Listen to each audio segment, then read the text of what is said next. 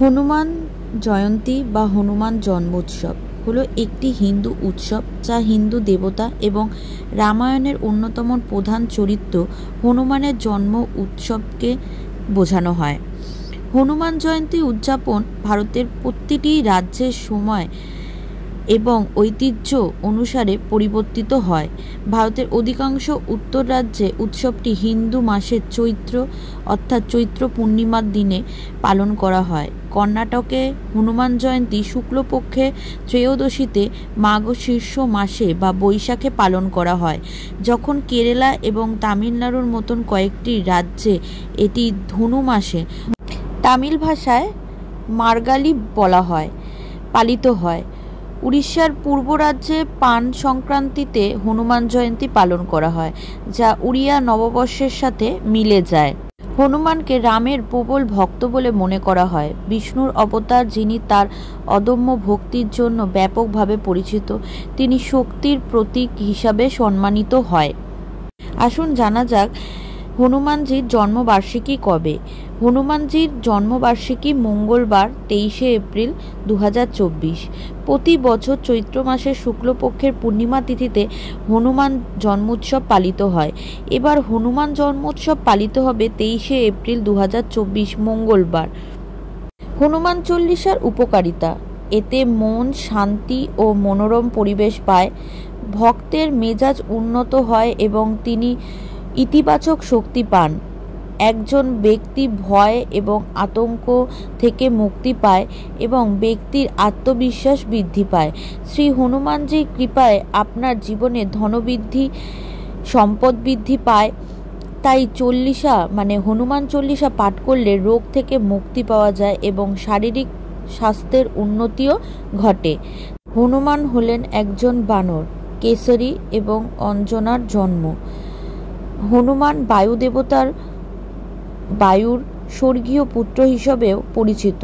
তার মা অঞ্জনা ছিলেন একজন অপ্সরা, যিনি অভিশাপের কারণে পৃথিবীতে জন্মগ্রহণ করেছিলেন। একটি পুত্র সন্তানের জন্ম দিয়ে তিনি এই অভিশাপ থেকে মুক্তি পেয়েছিলেন। বাল্মীকির লেখা রামায়ণে বলা হয়েছে যে তার পিতা কেশরী ছিলেন বর্তমান কর্ণাটকের বিজয়নগর জেলার হাম্পির কাছে কিষ্কিন্ধা রাজ্যের কাছে অবস্থিত সুমেরু নামের একটি অঞ্চলের রাজা বৃহস্পতির পুত্র। কথিত আছে যে অঞ্জনা শিবের কাছে 12 বছর ধরে একটি সন্তানের জন্ম দেওয়ার জন্য তীব্র প্রার্থনা করেছিলেন। তাদের ভক্তিতে সন্তুষ্ট হয়ে শিব তাদের চাওয়া পুত্র দান করেন। একনাথের ভাবার্থ রামায়ণে বলা হয়েছে যে অঞ্জনা যখন রুদ্রের উপাসনা করেছিলেন, তখন অযোধ্যার রাজাও দশরথ সন্তান লাভের জন্য ঋষি ঋষ্যশৃঙ্গের নির্দেশে পুত্র কামেষ্ঠির আচরণ পালন করেছিলেন। ফলস্বরূপ তিনি কিছু পায়েসম পেয়েছিলেন, যা তার 3 স্ত্রীর দ্বারা ভাগ করা হয়েছিল, যার ফলে রাম, লক্ষ্মণ, ভরত এবং শত্রুঘ্নের জন্ম হয়। ঐশ্বরিক আদেশ দ্বারা একটি ঘুড়ি সেই পুডিংয়ের কিছু টুকরো ছিনিয়ে নেয় এবং অঞ্জনা যেখানে উপাসনায় নিযুক্ত ছিল সেই বনের উপর দিয়ে উড়ে যাওয়ার সময় এটি ফেলে দেয়। বায়ু পড়ে থাকা পুডিংটি অঞ্জনার প্রসারিত হাতে পৌঁছে দিয়েছিল, যিনি এটি খেয়েছিলেন। তার ফলে হনুমানের জন্ম হয়। হনুমানকে মন্দিরের বিরুদ্ধে জয়লাভ করার এবং সুরক্ষা দেওয়ার ক্ষমতা সহ দেবতা হিসেবে পুজো করা হয়। এই উৎসব হনুমানের ভক্তরা তাকে উদযাপন করে এবং তার সুরক্ষা ও আশীর্বাদ কামনা করে। তারা তাকে পূজা করতে এবং ধর্মীয় নৈবেদ্য উপস্থাপন করতে মন্দির যোগ দেয়। বিনিময়ে ভক্তরা প্রসাদ গ্রহণ করেন। যারা তাকে শ্রদ্ধা করেন তারা হনুমান চল্লিশা এবং রামায়ণের মতন হিন্দু ধর্মগ্রন্থগুলো পড়ে থাকেন। ভক্তরা মন্দিরে যান এবং হনুমানের মূর্তি থেকে তাদের কপালে সিঁদুর লাগান। কিংবদন্তি অনুসারে হনুমান যখন সীতাকে তার কপালে সিন্দুরম লাগাতে দেখেন, তখন তিনি এই প্রথা সম্পর্কে জিজ্ঞাসা করেছিলেন। তিনি উত্তর দিয়েছিলেন যে এটি তার স্বামী রামের দীর্ঘ জীবন নিশ্চিত করবে।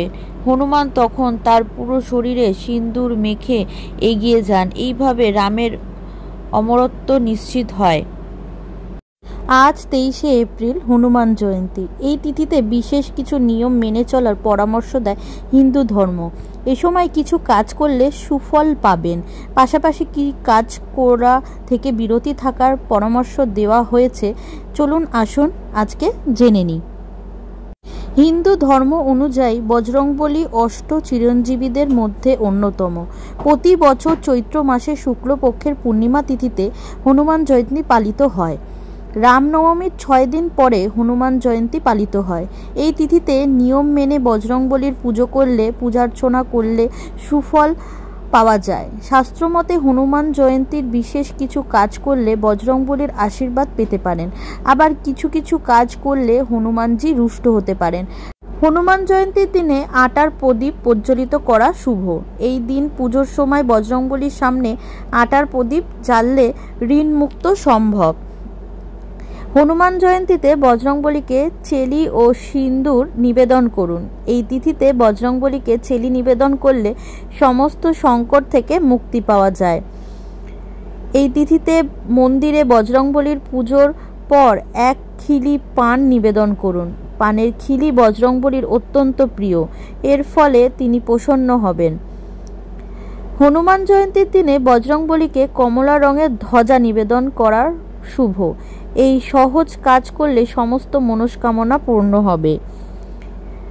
বজরংবলী রামের প্রিয় পাত্র ও সবচেয়ে বড় ভক্ত, তাই বজরংবলীর পুজোয় সব সময় রাম নামের অর্ঘ্য দেওয়া, নাম জপ করা উচিত। এছাড়াও এই দিনে অশ্বত্থ পাতায় সিঁদুর ও চামেলির তেল দিয়ে রাম নাম লিখে বজরংবলীকে নিবেদন করুন। সমস্ত কষ্ট দূর করবেন রামভক্ত হনুমান।